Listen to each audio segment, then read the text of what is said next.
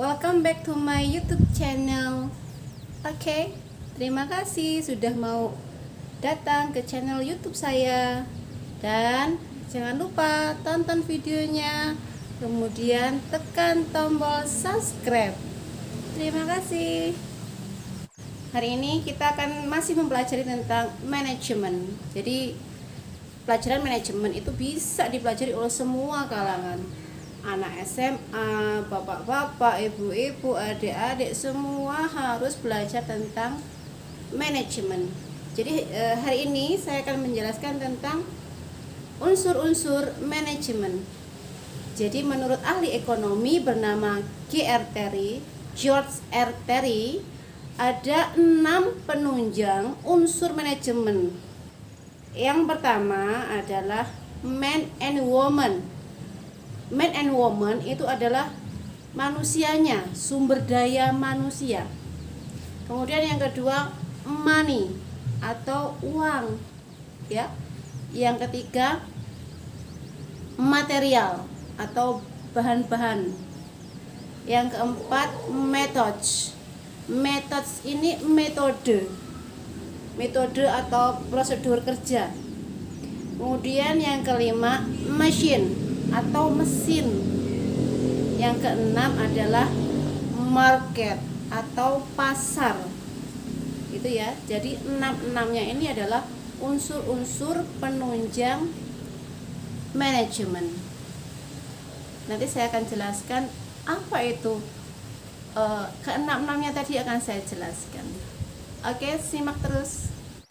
Oke, saya akan menjelaskan tentang unsur-unsur manajemen yang tadi 6M ya, namanya 6M. Nah, yang pertama adalah man and woman, itu adalah sumber daya manusia. Jadi sumber daya manusia itu adalah sesuatu yang sangat penting sekali, sesuatu yang sangat vital dalam manajemen. Kalau tanpa sumber daya manusia, nggak ada orangnya, ya gimana suatu organisasi, suatu perusahaan, dalam rumah tangga, gimana kalau nggak ada orangnya? Harus ada orangnya dong dalam manajemen, ya.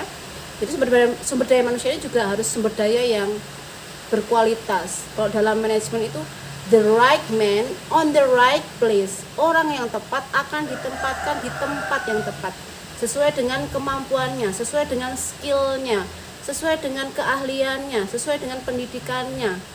Makanya kita harus bisa menjadi sumber daya manusia yang berkualitas, agar kita bisa mempunyai kedudukan, ya, seperti top manager misalnya. Jadi kita tidak hanya low manager, tapi bisa menjadi top manager kalau kita mempunyai sumber daya yang maksimal, ya, skill pendidikan kita harus maksimal.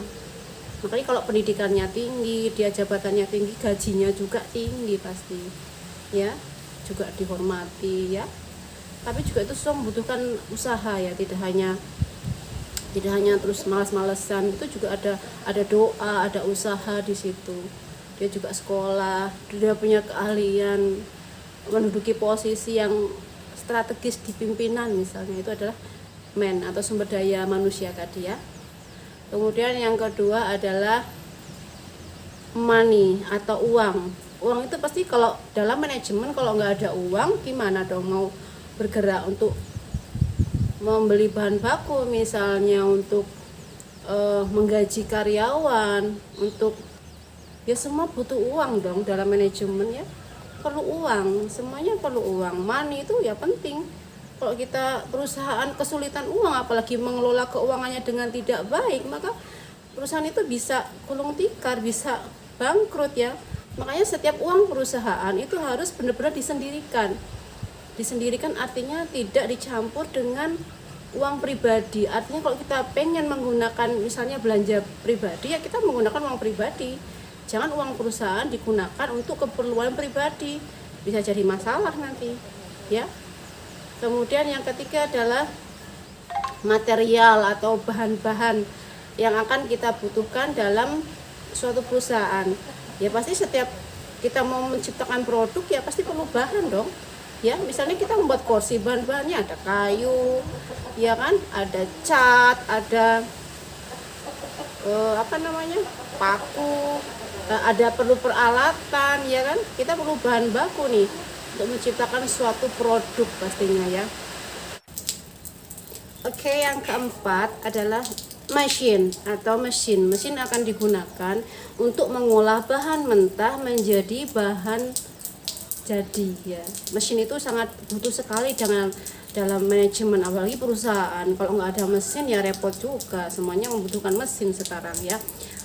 Perusahaan mobil membutuhkan mesin, perusahaan rokok, perusahaan minuman, perusahaan makanan, semuanya membutuhkan mesin canggih gitu loh ya. Nah itu mesin-mesin itu kan akan digunakan untuk dalam manajemen, pastinya ya butuh mesin dong, semuanya butuh mesin. Apalagi sekarang mesin sudah canggih, pertanian aja sudah menggunakan mesin, menggunakan traktor. Kemudian pembantu bisa digantikan mesin cuci, semua nanti serba mesin. Nah kalau sumber daya manusianya kurang berkualitas, pasti akan tergantikan dong suatu saat oleh mesin, oleh robot ya.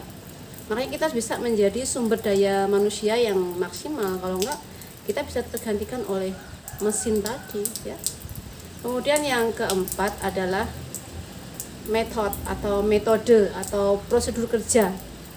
Nah prosedur kerja ini penting sekali. Jadi setiap pekerjaan itu, setiap manajemen pasti ada prosedur kerjanya, ada SOP-nya, nama standar operasional prosedur.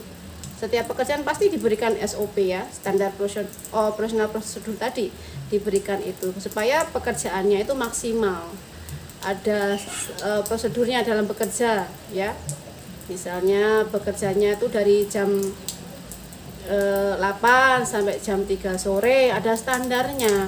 Kemudian yang harus dicapai dalam sehari itu mau berapa produk yang dihasilkan misalnya, itu udah ada standarnya, sudah ada SOP-nya yang pasti. Dalam setiap perusahaan, dalam setiap apapun itu pasti ada standar prosedurnya ya, SOP-nya namanya. Kemudian yang kelima adalah market. Market itu adalah pasar. Pasar itu adalah tempat untuk memperjualbelikan produk kita. Nah, untuk memperjualbelikan produk, sekarang kita menggunakan pasar. Sekarang pasar itu tidak hanya pasar online loh, offline loh ya maksud saya. Tapi juga sekarang sudah ada pasar online macam-macam sekarang, pasar online ya. Ada Shopee, ada Lazada, ada Bukalapak. Enak loh, tinggal pilih barang di HP, transfer uang, udah datang deh barangnya. Itu udah cara pemasaran yang sekarang udah canggih loh sekarang ya. Kita nggak usah perlu keluar rumah, ya udah tinggal beli aja, tinggal beli di itu online tadi, online shop namanya, pasar online. Tapi sekarang makanya sekarang pasar-pasar banyak yang sepi ya, pasar-pasar tradisional, karena juga sekarang di mana pasar di mana-mana ya. Nah pasar itu adalah tempat untuk kita memperjualbelikan produk, tapi jangan, pasar tradisional juga harus mendandani diri, artinya kita juga jangan kalah bersaing dengan pasar online ya. Jadi pasar tradisional juga harus bisa membenahi diri dalam menjual produknya ya, supaya tidak kalah dengan pasar-pasar online. Oke, pasar tradisional, pasar modern, dan bermacam-macam pasar itu untuk menjual produk kita. Nah, demikianlah penjelasan saya tentang unsur-unsur manajemen pada hari ini. Jangan lupa subscribe untuk terus dukung channel saya. Terima kasih.